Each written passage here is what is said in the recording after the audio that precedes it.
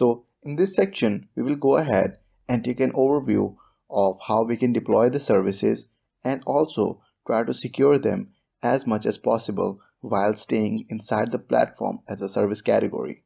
So in this section, we will be taking a look at the service Azure Active Directory, or in short Azure AD, and we will see how it quickly and easily integrates with the app service. We will then go ahead and take a look at how B2B or B2C communication is made possible using Azure Active Directory, and we will also discuss a couple of features of Azure Active Directory SDKs. First off, let's go ahead and take a look at why authentication is necessary on the internet. When your solutions are deployed on the public internet, security is needed, not just to prevent hackers from submitting malware to your applications, but also to provide a verification model for your customers so that they can know that the service that they are using is the service that they know that they have to be using. For example, if you provide a simple message sending service and the service is not secured using HTTPS, or your users are not authenticated, then it causes an alert in the minds of the users that this service might not be the service that they want to be using, because their data can be leaked to anybody. And even if the hackers do not leak it, it might be that your users and their data gets compromised in the midway, and the primary reason is that most of your on-premises protocols or the standards, they fail on the internet.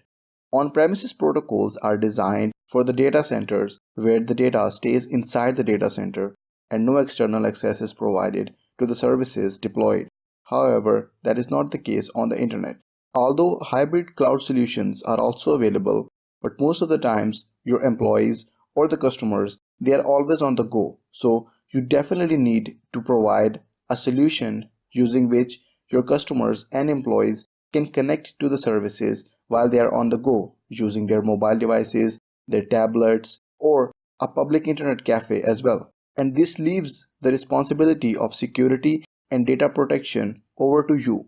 So you have to make sure that everything that is published to the internet, especially to your own services, you are responsible for ensuring that the data is protected using SSL or other similar features, and also that the data gets cleaned up or wiped off from the services that are deployed for the clients to use, such as your web applications must not cache or store any information on the client's machine, because client might be using a public or shared machine. Most of the times, cloud vendors also provide an AI or machine learning based models that can help you in determining when account of a customer or your employee has been compromised, and you can take an action on it.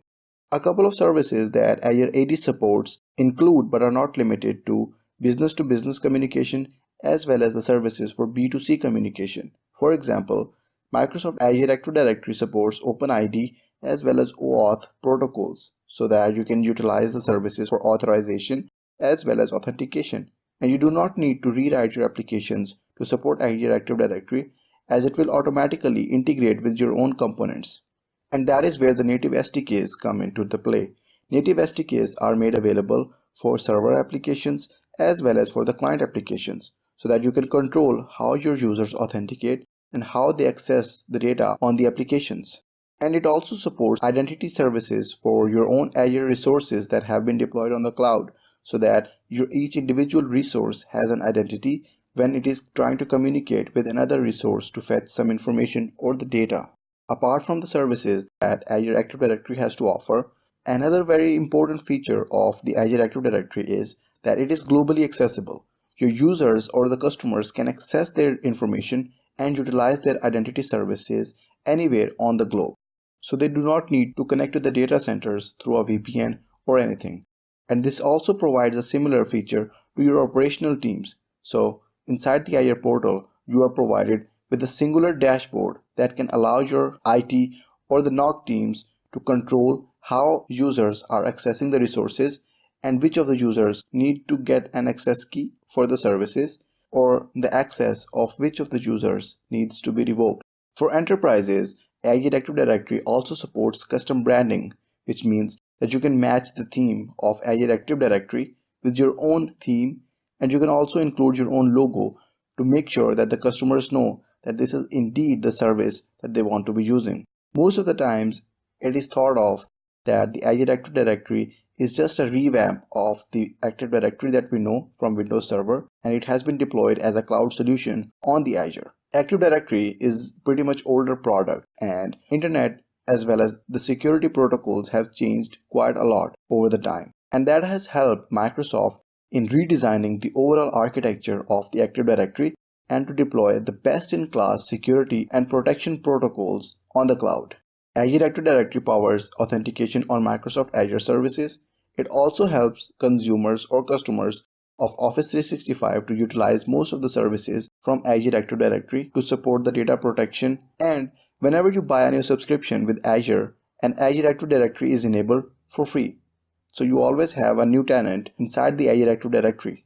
Last but not least, Azure Active Directory is able to provide you with identity management and control for all of the resources as well as your employees. And not just the employees, you can also include external contributors to your own services and provide them with access, as we will see in the later videos inside this section.